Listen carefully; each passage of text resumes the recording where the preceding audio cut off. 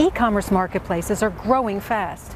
In just 2 decades, eBay has become a top online global platform with 25 million sellers and 162 million buyers each year.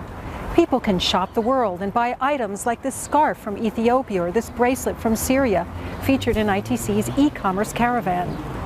In emerging markets, eBay users are growing by some 20% each year. So how can businesses stand out in such a crowded marketplace? For insights, we've turned to Eben Sermon, eBay's Vice President for Europe and Emerging Markets. There are two things that those buyers are looking for. One is unique global inventory. Those buyers want to be able to shop the world, but they also want increasingly to have an engaging experience. This does mean telling the story of the sellers, explaining the origin of the products in more interesting ways, and there are multiple technologies to allow you to do that. Number one for me would be think carefully about the goods you want to sell and check there's demand first before placing any significant inventory order.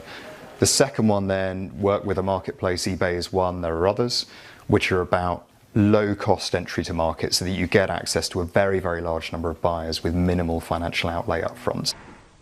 The third thing I'd say is there are some basics to do, and these are not to be, these shouldn't be underestimated. Listing quality is incredibly important. So when you're listing an item on a marketplace or any website, good photography, tell the story of the product, tell the story of yourself, of the entrepreneur. Clear shipping, clear returns, clear pricing, good language.